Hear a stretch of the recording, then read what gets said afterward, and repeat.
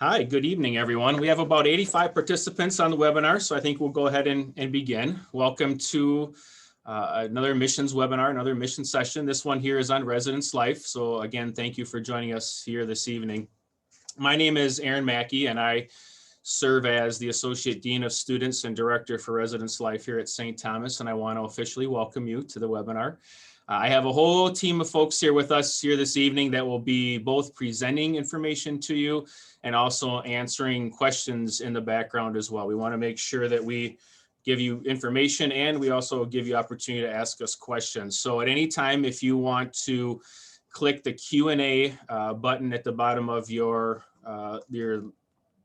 web link there at your webinar and type in questions, we will answer some of those in writing from behind the scenes. And some of them will kind of collect as themes, if you will, and then we'll address them verbally.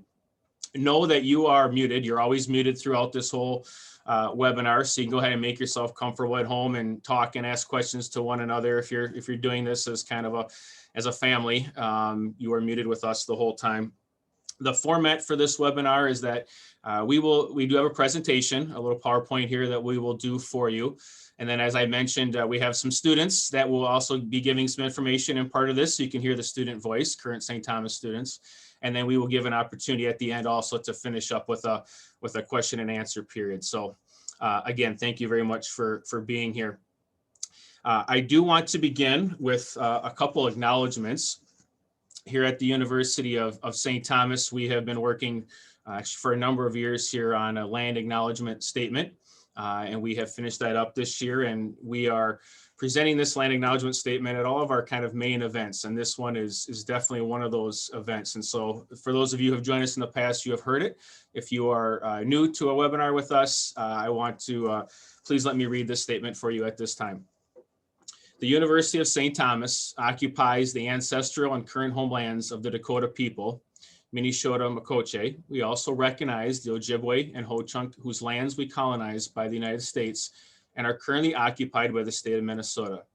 We condemn the tools of settler colonialism, including genocide and forced assimilation, undertaken in the name of white supremacy that created the structures of injustice and equity that we can continue to oppress and marginalize Indigenous and underrepresented peoples.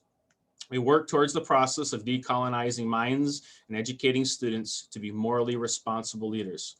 We commit to the work of truth-telling and relationship building as we seek new pathways forward as relatives in the University of St. Thomas community, the Indigenous communities, and those who traverse multiple communities. I also, in this recognition, want to acknowledge and recognize the hurt and the racial trauma and the pain and anger that we as a nation and Twin Cities community, our Black faculty, staff, and students here at this university are facing. I know for many of you on this webinar involved in the Dante shooting and killing, the Chauvin trial that is happening, and of course everything that is going on with COVID and what we have been experiencing over the last year. We know, in working with our students here, this is a very anxious and stressful time, and it's a time of hurt and pain. And it's very important to us as a community here at St. Thomas that we take time to recognize and acknowledge and to create space for our students and our faculty and staff. So I want to take this time here before we begin this webinar to create that space for all of us here on the webinar as well. It's also important for us to acknowledge this, and that we are a community of relationship. Today we spent some time in prayer and reflection at noon as a community involving the situations I just mentioned.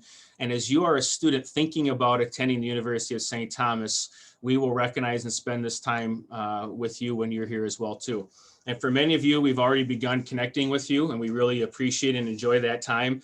For those of you who have submitted confirming deposit, you have started receiving lots of information from us here in Residence Life, started completing a housing preference form, started calling our office and sending us emails. And we really are excited about getting to know you as people, as individuals better, and working with you.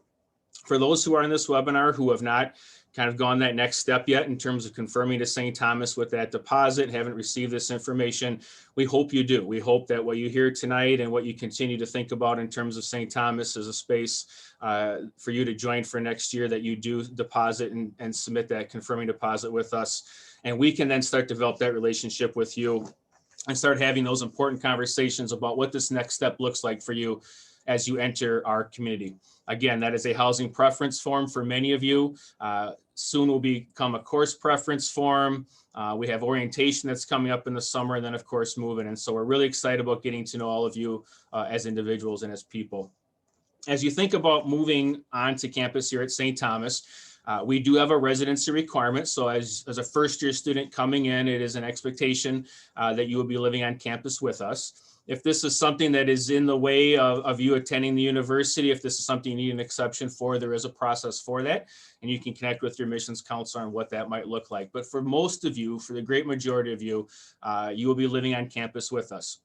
And so as you think about living on campus with us, there's some things we want you to know. We want you to know that our primary goal is to have a journey for you that is fulfilling, where you can engage in your academic plans, where you can meet new people, where you can learn more about yourself, where you can learn and grow as a person. In order to do that, we know you need an environment that is inclusive, that is welcoming, that is safe and supportive of who you are. And so as you think about entering this community, please know that is a top priority for us here in terms of our staff and our faculty and our student leaders. You know that just like you have through grade school and high school, college is an opportunity to meet people and build community. And so living in community is unique for you. Likely you have not had a chance to do this in kind of a long period of time outside of maybe a camp experience. So living in community is a very unique and different experience. And so know that we put a lot of time into the training and development of our student leaders and our staff. Many of us have been doing this for a long, long time, and we are ready for you. We're ready to work with you one-on-one and engage with you one-on-one as we really create that living and learning experience for you here at St. Thomas. For those who have already received the housing preference form, you've seen what your options are in terms of hall locations. For those of you who have not had a chance to see that yet, please go online. Our website has got all this information on it. We have great videos and tours set up online, virtual tours if you can't make it to campus. And you can see these locations then. So as you think about that first year and where you might live, we've made a tremendous investment in our housing over the last couple of years. So Tommie North and Tommie East, those last two bullets there, are newer residence halls for us that we just completed this fall. Ireland, which is right in the middle there, we finished the renovation on last year going into this year. Brady Hall and Dowling, which is the first bullet there, we are renovating for next year. And so the reason why those are listed together is students will live in Brady Hall for the fall semester while we're renovating Dowling. And then as Dowling is completed around January, we'll move everyone from Brady, including our staff, over into Dowling, and then we'll renovate Brady Hall. So that's why that's mentioned side by side there. Grace Residence Hall is a hall on our South Campus. It's a beautiful suite style hall for our first year students. And Murray Residence Hall is on the north part of campus, which is also kind of suite style hall, a big room with a semi-private bathroom. So we have lots of different housing types for you to preference. Know that you may not get your first preference or your second, so we want you to give us multiple preference. But know that no matter what you preference, no matter what you're assigned to, we've got great space that we've invested in, unique different types of housing, and they've all got our RAs, our student leaders living in them, and our hall staff living in them, and we're ready to develop relationships with you and connect with you. At this time, I do want to pass it on to Pam Peterson, our Director for Dining, to talk about our dining experience on campus, as living and learning on campus also involves dining, and it's a wonderful experience for you. Pam? Great, thanks for the introduction, Aaron, and welcome everyone. I think we have a great campus dining program, but I'll only touch on just a few things that I think are really relative for first year students coming to our campus. We have what's called an unlimited dining plan. And what I really think is great about that plan is we have what I would refer to as traditional block plans as well for your second, third, fourth year students. But that is where they have to manage, you would have to manage meal swipes, right? So if you had a block 150, a student has to manage that number of meals over the semester. So what's fantastic about unlimited dining is the student does not have to worry about how many meal swipes do I have left, and that can lead to students missing meals when they shouldn't because they're there's fear of running out, and then it can result in leaving unused meal swipes on the table at the end of the semester, and no one wants that. So I think what is great about Unlimited is it provides so much flexibility in that students, if they only have time to go in and grab a banana and a cup of coffee before their 8 a.m. class, they can do it and then go back in after that class and have a more full breakfast or fulfilling breakfast or lunch. There's an opportunity to study within our residential dining halls and eat and grab snacks and coffee too. So I think the Unlimited Dining Plan is fantastic for first-year students who are experiencing moving away from home for the first time and making sure that you're getting enough nutritious meals, that you're not worrying about managing meal swipes, but knowing that you're welcome in the dining hall to eat what you want, as much as you want, whenever you want. So I think that's great. We have 3 residential dining halls, 2 on the St. Paul campus and then 1 in Minneapolis that serves our 2-year Doherty Family College students. And students on a meal plan are welcome to use meal swipes in any of those 3 locations. So we have the View, the North Sider, but also Cornerstone Kitchen in Minneapolis, which is a great spot if students are in downtown Minneapolis shopping or whatever on the shuttle, they can catch grab a meal there for breakfast or lunch, no dinner options. We also have retail dining options on campus, and there's dining dollars that are tied to your meal plan that you can use in those locations, which is great because there's retail restaurants like Scooters and Teas, there's coffee shops, Stacks, Beakers, and convenience stores where students can also grab snacks or full meals using their dining dollars that come with their meal plan, or obviously they can use Cash Express or whatever. So I think that mixes it up a little bit, where if you're kind of bored with the dining hall this week, you can check out one of our retail dining options with your dining dollars. So I think that's great. This fall, we're excited to bring cooking demonstrations coming to the North Sider, which was our new dining hall that we opened this past fall. And as everyone knows, opened it in a COVID environment. So not what we wanted it to be, but I think we were successful. But we will have cooking demonstrations that will be put on by the executive chef and our registered dietitian, either together or separately, to bring great meal tips for cooking meals on your own that students can learn as they've also moved away from home for the first time. So easy, healthy meals and menu choices. So we're excited to bring that to our students this fall as well. So, and I'll be available for any questions you might have about dining, because there's a lot that we do on campus, and we are always listening to student feedback and input as to what they like or what they would like to see made better.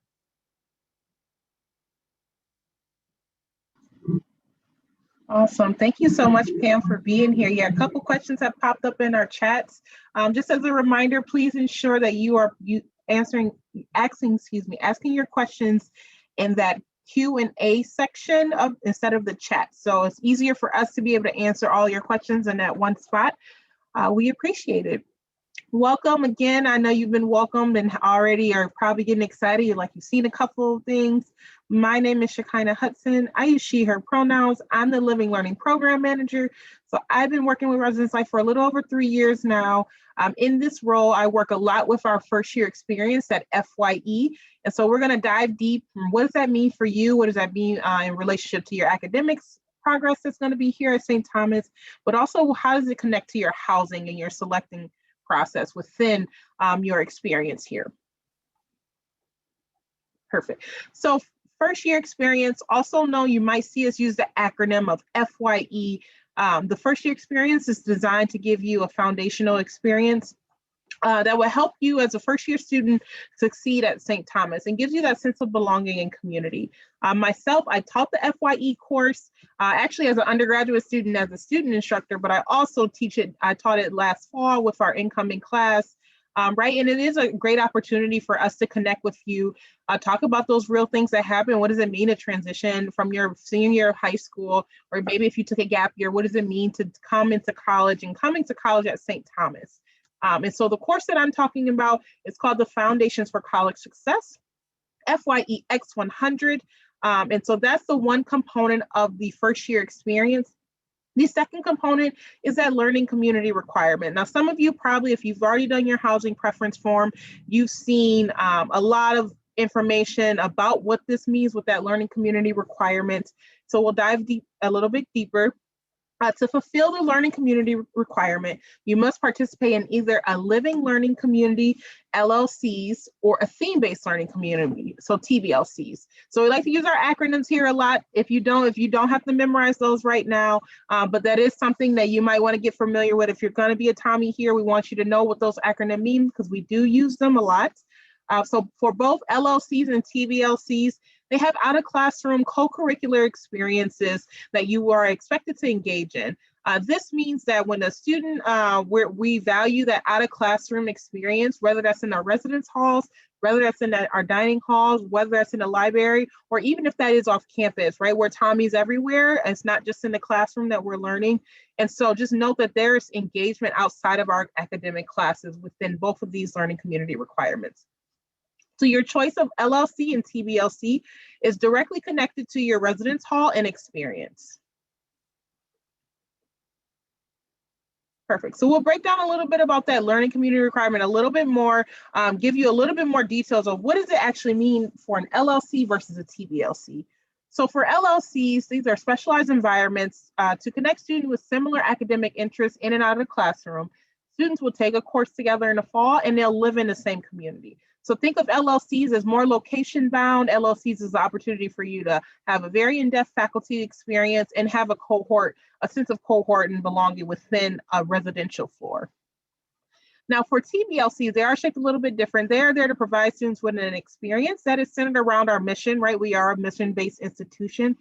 Within each of these, students will take two theme-based courses from different academic areas in the fall, and there are 5 different themes.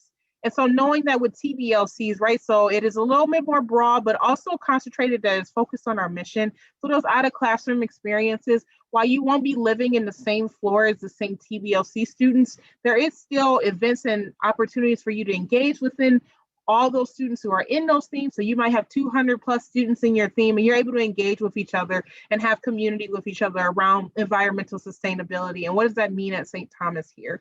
And so those are just some ways that how those two are different from each other. Perfect. So again, theme-based learning communities at TBLC, again, it is centered around our mission. There are 5 themes. So environmental sustainability, change making, social justice, human well-being, culture, and social transformation. And so you'll see all of these, and actually it's all for the common good, right? It connects us back to our mission, right? It connects us all, makes us rooted, and realizes why we're here and why we're doing community around these 5 different themes, especially around our mission. And so knowing that you have 5 choices with your preferencing, you will not choose which TBLC you would like to be in. This is something that we'll discover with you when you get to orientation and registration, when you're working with your academic counselor in late June, July, so we can find the right community for you within these theme-based learning communities.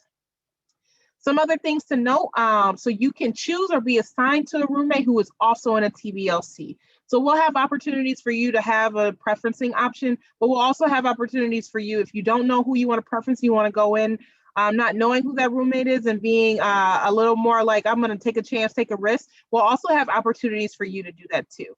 And so for your housing preferences, this will determine where you will live on campus. So it's good to know for the theme-based learning communities, again, they're not location bound. They can be in any of those halls that you saw as options earlier. So just note that those are your options for the TBLC. So we ask that you preference at least 4 of those halls, right? Again, Aaron Mackey mentioned earlier that sometimes you don't get your first, sometimes you don't get your second. So we want to have 4 options that are viable to you, that you can see yourself living and thriving and calling home away from home. So knowing that we ask for at least 4 of those preferences, so that way we know how to assign you. Now we'll dive in a little bit about those living learning communities and LLCs. So we offer 11 different LLCs that are designed for first year students. So this is only something that first year students can do within their first year at St. Thomas. And so here are the locations of where those LLCs are located and also the types of LLCs that we offer. Now these are just the titles. A more descriptive of each of these and what do they entail is located on our website at Residence Life. And so I will talk through all of these. What are those? What are they and where are they located? So again, these are location bound. These means that this LLC is located only in this hall community. So for Tommie North, we have Aquinas Scholars, Sustainability, Emerging Scholars for Justice, Healthcare Professions. And Brady Hall, which of course, again, Brady and LLC is in the fall semester. So you'll live in Brady Hall that fall, and then that spring you will live in Dowling. So for Brady Hall, we have Catholic Studies Talos, Pathways to Engineering, also known as P2E, and then we have also eMedia. For Murray Hall, we have Helping Professions in Psychology and Neuroscience, also known as PAN. And then last, we have Ireland Hall, which is Opus Business and Economic Tools for Policy and Business. Now, something I like to tell students is that these LLC, you do not have to be in a particular major, right? They're meant to be able to have interest. So if you are an Opus business student, you're like, wow, I'm really into, like, I want to be business, but I know I want to help people, right? Helping Professions could work for you.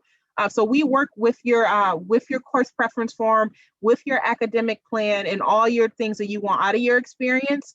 And so note that for some of these, they might be program bound. So for Aquinas Scholar, you have to be an Aquinas Scholar student to be in that LLC. But for some of them, they can be very much so work for a lot of different majors and a lot of different disciplines for what you're interested in. So minors are also a great opportunity. Some people are like, wow, I'm going to be an Opus business student, but I also want to do business in healthcare and in the healthcare sector. So what does it look like for me to be in a Healthcare Professions LLC as a business student?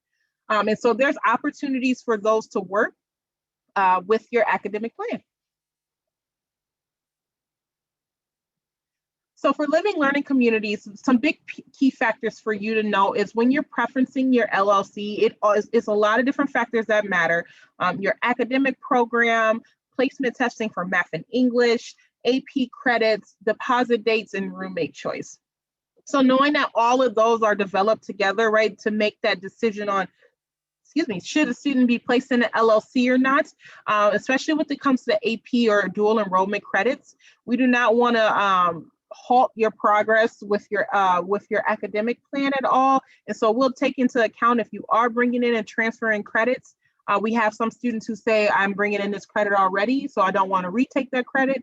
And so we find another LLC or TBLC community for them. So those are some things that you want to think about as what is the factors that allow me to be placed in an LLC. So we encourage you to find 2 or 3 LLCs that you are interested in and are of interest to you. LLCs do have limited space because there is a course associated with it. So based on how many course sections we have and the demand that is connected to these experiences. Some people are asking, is LLC a requirement? Within the learning community requirements, there is, you either choose LLC or TBLC. So one of those 2 options are a requirement. You do not have to choose LLC as your choice. And so we do want to give students and families those flexibilities. If they feel like they don't find an LLC that works for them, a TBLC is another great option for students who are looking for something different than an LLC experience. So some LLCs, again, have that math and English placement. So we encourage you to work, when you get to that point, working with your academic counselors, admissions counselor and academic counseling for more information about what does that look like for you. This is also located on our website if an LLC needs a math or English placement. Awesome. So now we're going to dive in a little bit deeper about the housing selection process and what does that look like for you as an incoming student. So the housing preference form is your first step in the process for your housing assignment. So access was granted through Murphy Online via housing portal on March 22nd. And you can edit this document until June 2nd. Please note that you will only have access to this document if you have put down your $400 confirming deposit. And so if you're wondering, oh, wow, I don't have access to this yet, we do need that $400 confirming deposit, and that is done through your admissions portal. For some of you, you're probably like, I've already done that and I'm ready for next step and I can't get into the housing portal. please contact admissions or ITS. They can help you with that. You can even, depending on what the concern is and how your accesses work, housing can sometimes help you with this, but please refer to your admissions counselor, and they can help you figure out what is the error and why you do not have access to the portal. I also like to tell students and families that it is not our housing preference form. It's not on a first come, first served basis for our LLCs or our hall preferencing. So it is, again, a number of factors that go into the aspects of your housing preference form and your placement and your housing assignment. So it is very, very important that you preference your learning community. The form will not allow you to move on until you pick your LLC or by opting out of the LLC by choosing a TBLC. So please note that if you try to bypass this part of the process, it will require you to do this first, and you will not be able to move on and do those hall preferencing. So a couple key things that we advise and we give advice to. So we advise that you are choosing an LLC, and you should preference more than one LLC, right? We do have some demands and we do have some that fill up. And so we want to be able to give you and go on and move to your next option that is important to you and that you would like for your experience. Students who choose an LLC as their first choice can also choose TBLC as their second or third choice. So you can say, I want Opus Business, that's all I want. If I don't get into Opus Business LLC, then I will like to do TBLC. So please note that you can do that as your second and or your third choice. For those who are choosing a TBLC path, we encourage you again to rank those hall preferences to at least 4 options. We also have a step-by-step guide on how to complete this housing preference form on our website. But bonus time, we are actually going to walk a little bit through what that guide looks like and how to access that guide and how to really look through and what to click on the housing preference form. So we will take it to that next.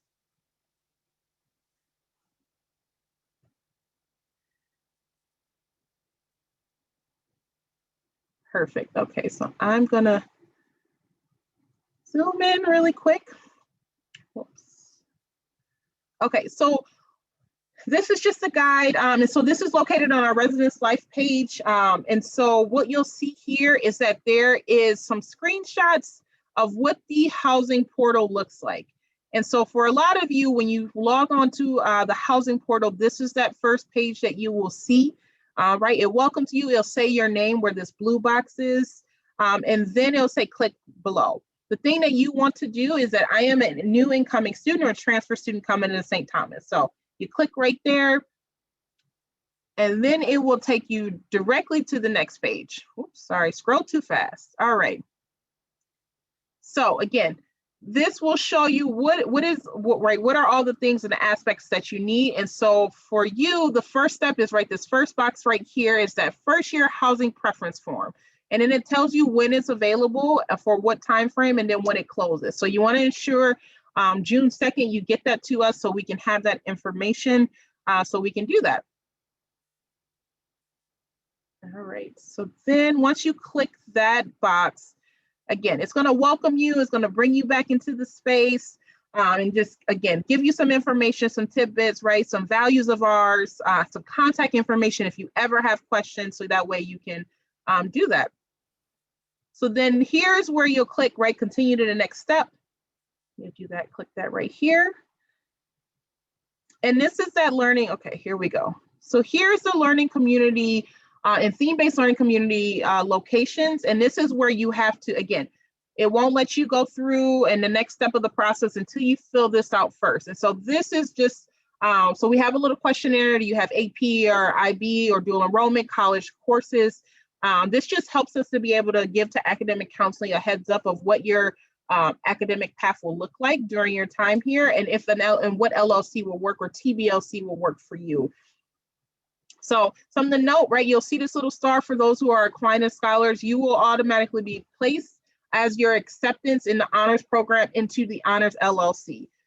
You can opt out of this if you would like. We encourage you to stay in it, but if you would like to opt out of that, you will need to email the director of that program, Dr. Eric Fort, and myself to opt out of that LLC experience. So here you have all the hall locations and it'll tell you exactly where they are. So this is just a reminder. So you can have some of you have gotten the booklets already. Some of you probably will have the website pulled up. but there is options for you all to see this here on the page while you're filling out the housing preference form. For those theme-based learning communities, again, it's located in all of our halls. It's not location bound, so that's why you see a big chart for the LLCs and not one for the TBLCs. So as you scroll down here, this is that requirement that you're gonna have to do first. So that first choice, you see this little red star. Whenever you see that little red star, you have to do that on our housing preference form.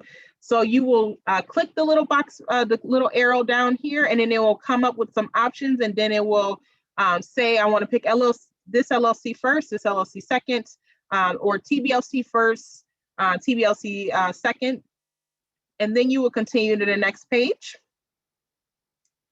And then here, this is where it's important, especially for those who are in the TBLCs, it is very important for you to note that this is where you actually click and preference your hall. So this is where you can say this is your first choice, second choice, third choice, fourth choice, right? It has it here. This is really more information, really.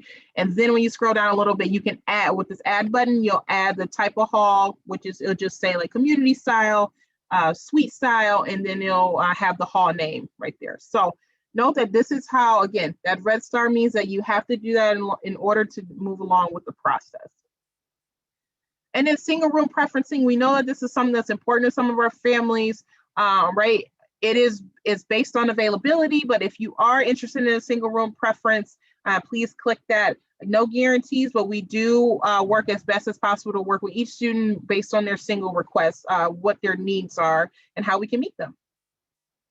And so that's a little bit those big pieces of the housing preference form. Again, that guide is located on our website, so you can have access to that. We'll put a link to that here also in the chat, so that way you all can have that, and how to actually finish the housing application for housing preference form.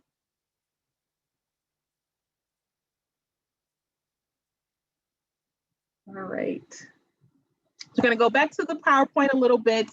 And so we're seeing the questions come up in the chat. Please note we'll have a Q&A at the end. And so I will hold those questions off, because you're asking some good questions in there. So I just want to acknowledge that I see those questions popping up, and we will acknowledge those. So for the roommate process, if you have a roommate in mind, the biggest thing, your preferences need to match each other. So if you know that you have a roommate that you want to live with, we ask that you preference those. And same for the TBLC path. So if you have a student that is interested, you as a student is interested in TBLC, and you have a roommate that also wants to be in a TBLC, your first choice preferencing for your LLC should be, I am opting out of an LLC and I would like to choose choosing into the TBLC path. You and your roommate must have the same LLC preferences on your preference form. Again, we recommend those 2 to 3, and your hall preferences should also match. This just helps us, so when we get to the assignments part, and when you fill out the roommate group form, this helps us make sure everything is in line, so we don't have to give you an extra call and say, hey, we see that your roommate chose this, but you're in a different thing. Also, if you are in an LLC, it will not let you pick each other as roommates if you have different preferences for your first choice. So please note that if you find an error in that, it's because your preferences do not match with each other. So those are for people who have a roommate in mind and they know who they want to live with. For those of you who don't know who you want as a roommate, you will have an opportunity to find one, or we will use your roommate matching questions on the housing preference form to match you with a roommate. And so we will send that information out in early June after you receive your LLC and TBLC placement. We will provide Facebook groups for each of the LLCs and for all of the TBLCs to find a roommate. So this will give you an opportunity to say, wow, like I know that these students who've been placed in the LLC and they're looking for roommates. So that's an opportunity for you all to be able to join those groups. Again, that will come early June after you've gotten your LLC placement. On the week of June 14th, you'll receive access to the roommate preference form or the roommate group form, and you'll have access to that until in June.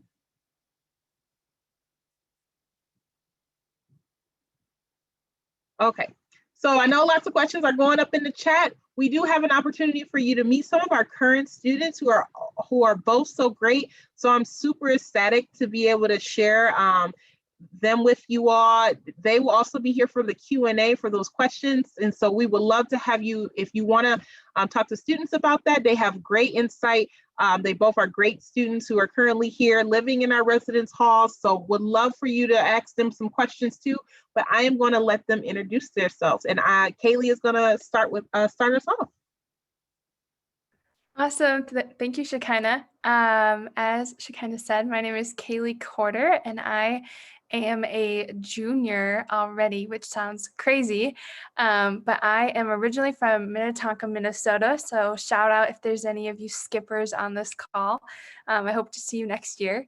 Yeah, as Shekinah said, I currently live in one of our amazing kind of upper classmen res halls called Morrison, and it's an apartment style, and I absolutely love it. The location's amazing. I'm able to live on the 8th floor, and the view is like gorgeous. But before that, I lived in Dowling Hall my first year and had an amazing experience. I did kind of a random roommate situation, and it turned out so great. I love seeing her all over campus, and like we still chat and catch up every once in a while, and it's super fun. And then last year I was able to live in Grace Hall, yeah, and again, a great experience. I lived there as one of our peer ministers, so a little bit different than just a resident, but still such a great time, and it's in a really fun location. If you're ever able to visit, you'll see how it's in such a like peaceful and quiet area, so very different than kind of our North Campus. As this also says, I was involved in peer ministry, and that was a great experience to be able to live in the halls and experience student leadership in a different way than just being, a resident living on a hall. Living on a floor. And I've also loved going to different hall events. I remember those were some of the ways that I initially connected with people on my floor when I first came to St. Thomas that first year. And I still connect with some of those people on social media and really value those times that we've had. As I kind of said before, one of my favorite parts of living on campus is simply the location.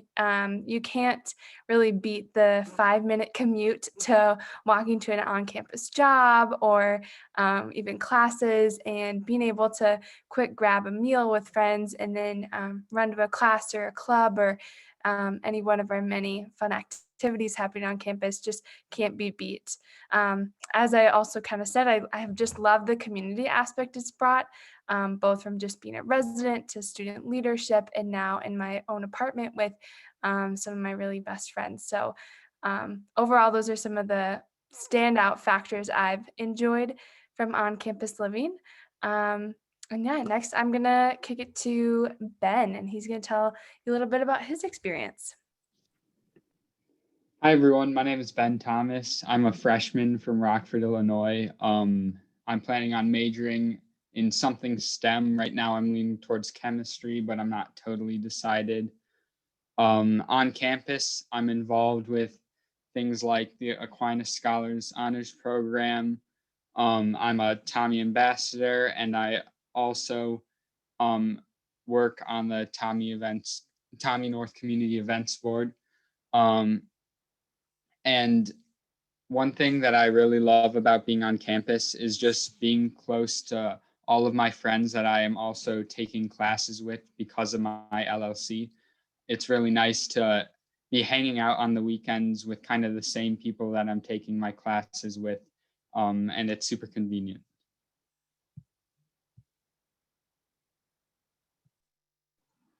Awesome. Thank you so much, Kaylee and Ben. So now we are going and approaching to our Q&A section of our event in this webinar. And so we have about 15 minutes to talk through that.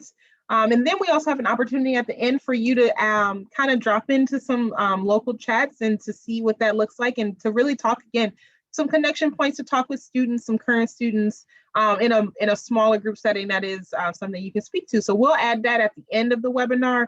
But yeah, so drop those questions in the chat as we explore this next 15 minutes with us.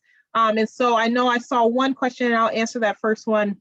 Does it, can students be in 2 LLCs at once? That answer is unfortunately no, they cannot. So you have to choose one LLC as your choice. For those who are honors students, you can be in the Aquinas Scholars Honors Program still and not choose that LLC. And so again, you're automatically enrolled in that LLC. And if you would like to opt out of that experience, and you must work with Dr. Fort, who is the program director, and myself to opt out of that experience. And so please note that you cannot choose, so you can't pick Catholic Studies and Aquinas Scholars LLC. You have to pick one or the other as your experience. Awesome. I see some questions rolling in. So what are some community building activities that an LLC or an TBLC can participate in? And so that's a great question. Aaron, you want to talk a little bit about some of those activities and what that looks like? Yeah, excellent. So, there's some formal out-of-class activities that each of those has as part of that learning community requirement, that FYE that you kind of mentioned before. So for some of our LLCs, it might be bringing in a panel of people within the industry to talk about that particular LLC, whether that be science or healthcare or business or whatever it might be. Our sustainability LLC every year takes a trip where they go stay overnight, and it's where they're experiencing, sustainability through camping and wildlife and engaging in different pieces of sustainable environmental science, environmental sustainability. LLCs can take trips to an off-campus location like a corporation or a not-for-profit or something else to meet people and see hands-on. So it's really about activities that are experiential in their learning. And so that's the more formal piece of activities. TBLC, the same thing. There's theme coordinators that are planning great activities, a lot of them here on campus that the themes then go to, which again is an experiential way of taking the theme that is a mission-based theme and intersecting it with the curriculum that's within the classroom. And so those are the formal ways. Of course, then as part of being in the on-campus community, there's all these informal activities that happen as well too. So our hall staff and our RAs, and we have volunteers which you can be part of that are part of our community events board that plan activities within our halls. We have a residential connection team, which are paid student intern positions that are also planning activities. And these are all really social in nature, connection in nature, really trying to help you connect with, people within your hall, people around campus, connect with the institution and have some fun and really get to meet people. So lots of different types of activities that happen outside the classroom, both learning-based and both social-based. It's a great question. Awesome, thank you. Our next question is for Pam. Pam, can you discuss some food allergies and how they're handled in our residence halls? Sure, we have a registered dietitian on staff. Not presently, we're looking to recruit and hire a new registered dietitian, but the students would schedule time to meet with the registered dietitian to talk about not only food allergies and dietary restrictions that may be medical in nature, but also food preferences. There's students who have food preferences that aren't necessarily a medical necessity. So we have an RD that meets with the students and goes through the menus. We have 2 unique 4-week cycle menus at each of our residence dining halls. So the View and the North Side each have a unique menu, and the registered dietitian walks the student through that menu at each location to help them select foods, menu items, or combinations of meals at the different stations that they can eat. Awesome. Thank you so much, Pam. For Ben and Kayla, this is for you.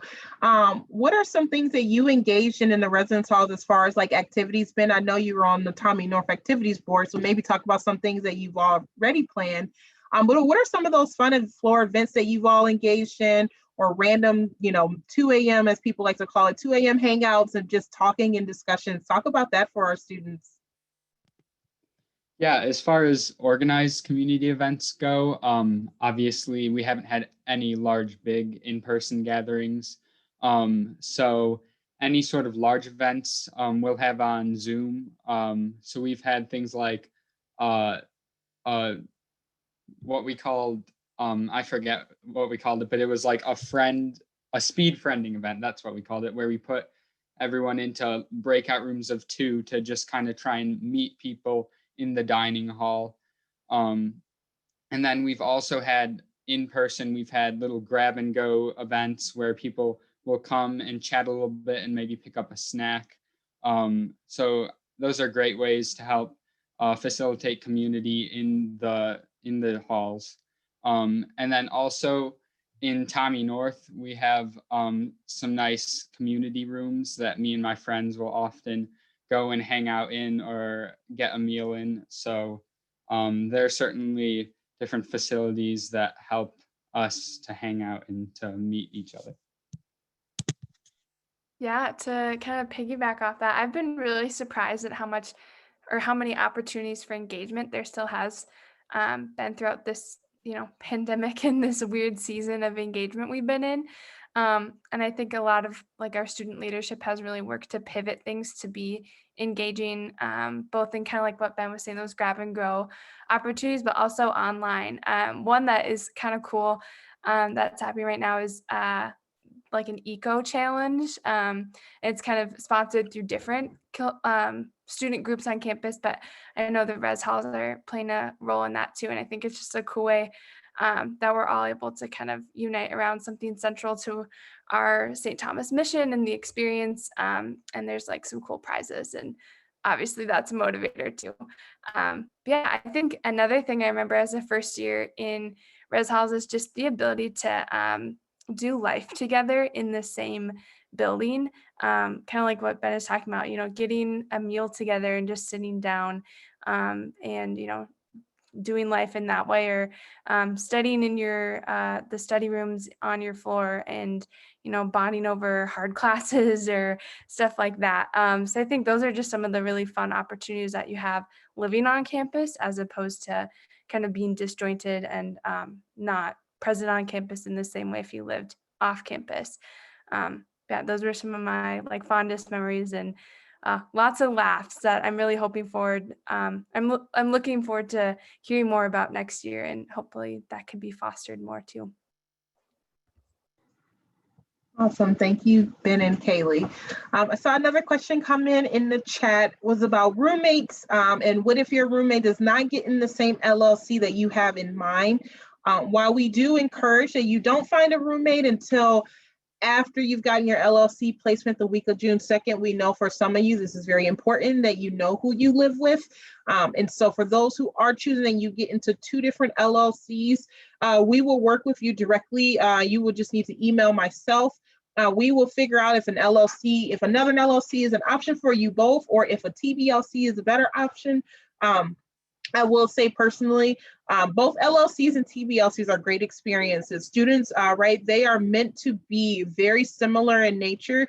The biggest difference when it comes to the program for both programs is that one lives in one hall together on a floor and the other one doesn't. They just live within different communities, all first-year students still. And so for those who are stressed about this part of that LLC and TBLC, it's not meant to, while we want you to have an informed decision on which one is going to be best for your experiences, they are similar in nature because we do want first year students to have similar experiences within the first year experience curriculum. And so they just have a little bit of different outcomes in how they execute those different elements of that first year curriculum. But knowing that TBLC will give you more flexibility because you're not, it's not location bound. It gives you more flexibility for those LLCs, for those TBLCs versus those LLCs, just because they are caps and numbers and things like that, versus the TBLCs do not have those type of restrictions as much. And so just wanted you all to know, both of them, again, viable options. We're here to sell you on both of those experiences, right? One is required, so you have to pick one or the other, but also know that you are not going to miss out on any experiences, LLC and TBLC, because they are something that's meant for first year students and built for first year students. Oh, perfect. Hey, a lot of other questions come through the chat. Let me read through those.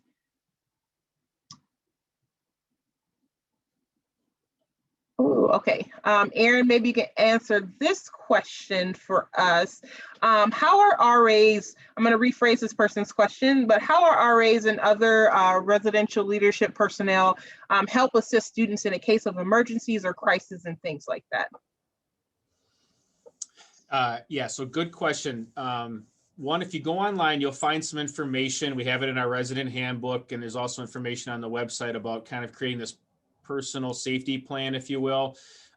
This came about with a lot of school shootings, and so schools and institutions were asking their students to create these plans. It's really comprehensive in nature, though. So as you're thinking about any kind of emergency, and I know the word emergency was used, what would be your plan? So the first thing we ask you to do is sign up for our alert system. So we actually have an alert system here at St. Thomas. It's a text, it's a phone call, it's an email. You get registered for that as part of your process, and you will get those things in real time. It's 24/7, and our Director of Public Safety sends those out. So that's number one, and that's huge because it gives you information that you need to know if we have an emergency or a threat of emergency. Two, know that we have a team on campus called our University Action Response Team, UART for short. And this is a group of staff like myself from across the university who meet ongoing to do scenario planning. So as a university, as an institution, know that we are prepared. Now, crisis is crisis, emergency is emergency. There's no fail safe to any of these things. We all know that. But to know that the institution you're going to be attending is prepared and has gone through planning and scenario planning and has a team dedicated to working through those things for you as a student and your safety, I think is important for me to mention and for you to know. All of our staff and our student leaders are informed about these processes. We don't ask any staff or student leader to put themselves in harm's way, just like we would not ask you as a resident to put yourself in harm's way for another resident, which is why we talk so much about a personal safety plan. You need to take care of you. You need to take care of people around you in the community, but you need to do so in a responsible way, which means you need to take care of yourself first if there's an emergency. We have emergency phone numbers that you can call that we ask you to put into your phone. So if you need to make the call to notify the community because you're an emergency or someone else is, we have emergency phone calls. We have public safety on staff 24/7. So these are full-time safety 24/7, nights, weekends, holidays, breaks, you name it, they're here on campus. Our residence life team is on duty 24/7. So we have staff in all of our halls on duty 24/7. Plus we have someone on duty for the campus for all of our halls, which is a professional staff member. Again, 24/7, night, weekends, holiday breaks. So there's a lot of measures that we have in place to ensure that we've got a healthy environment. We cannot say that we are safe at all times. We all know that we live in a world where things happen and crises happen.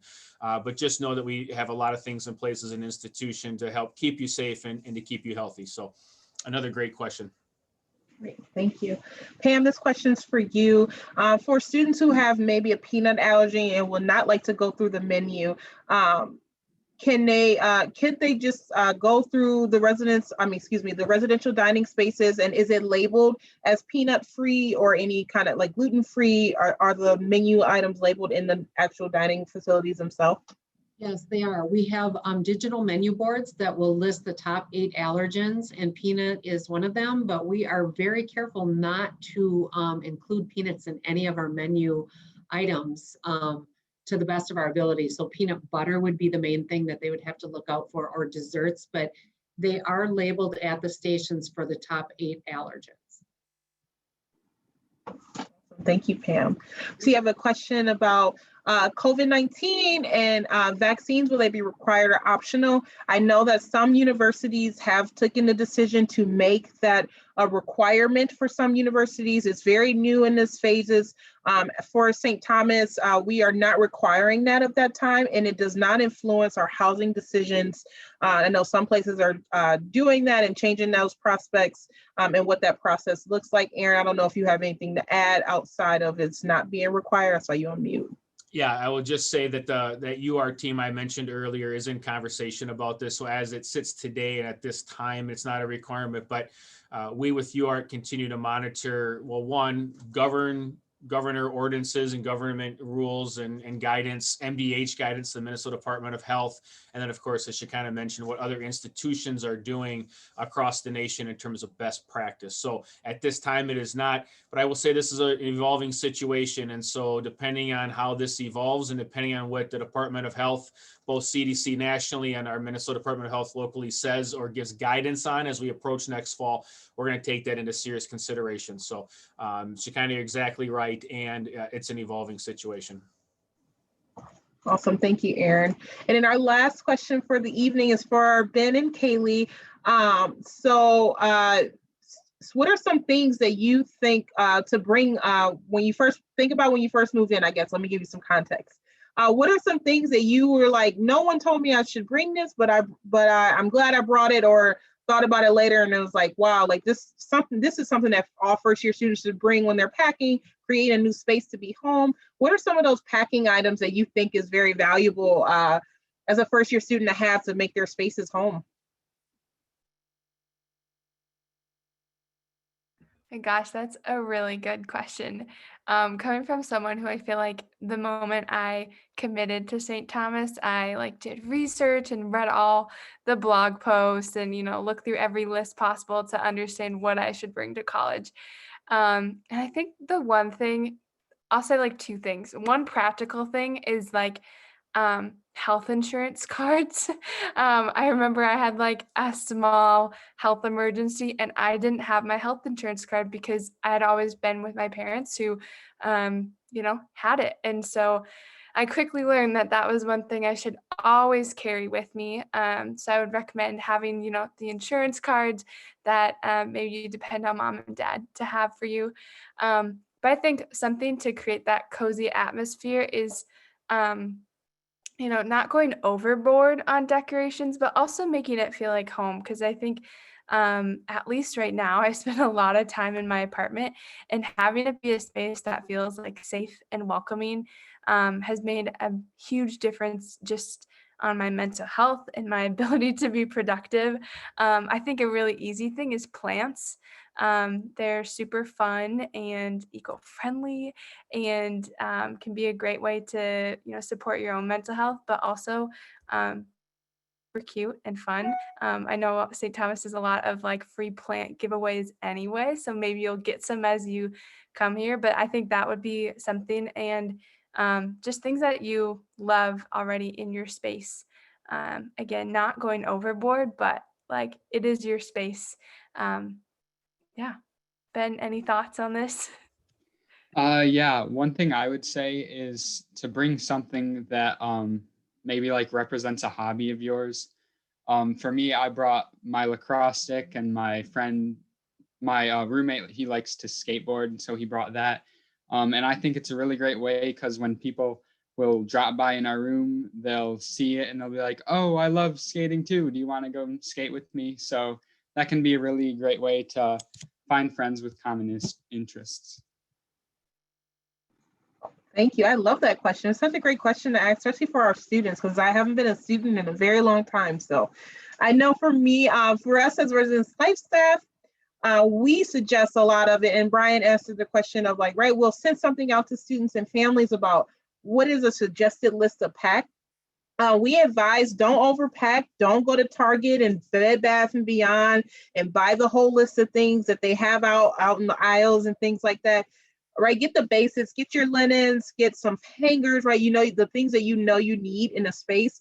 But when we talk about futons, refrigerators, TVs, either we say talk with your roommate and figure out who's going to bring what, or wait till you get in the space and actually see what room you have in the space. For some people, a priority is like, I want to bring as much clothes as possible. And so what does it look like to bring that many clothes in your residence hall space? For some people, it's like, we need 3 TVs so we can game, right? Like gaming is a big thing. Also, if you didn't know, Tommie North has a great gaming room. So also a really great resource and very comfortable seating in that space.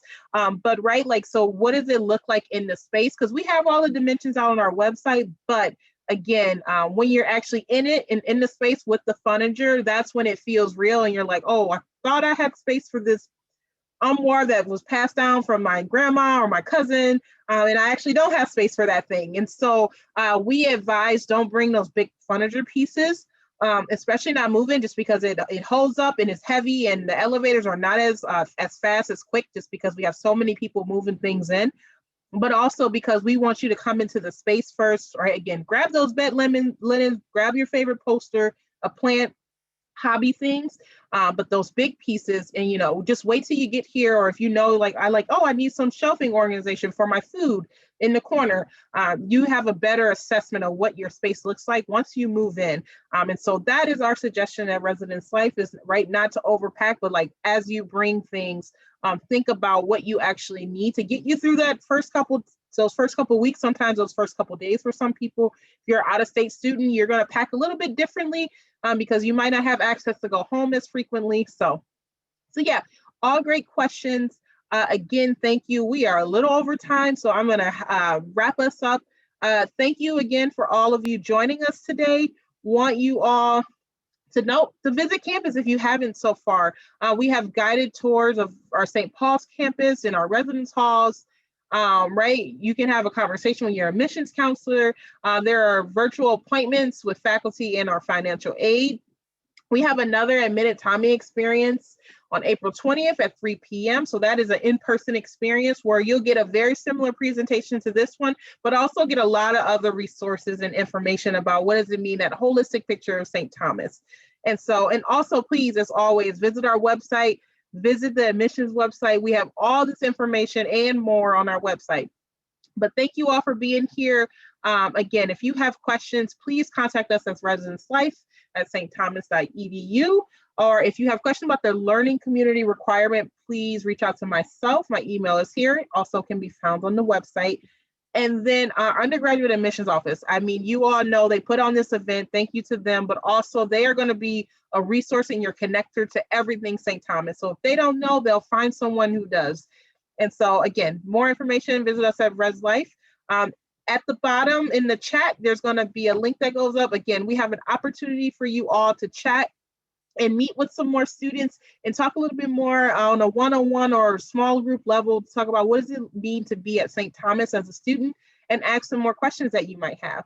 So please click on that link, check that out. We love to engage with you all and thank you all for being here today.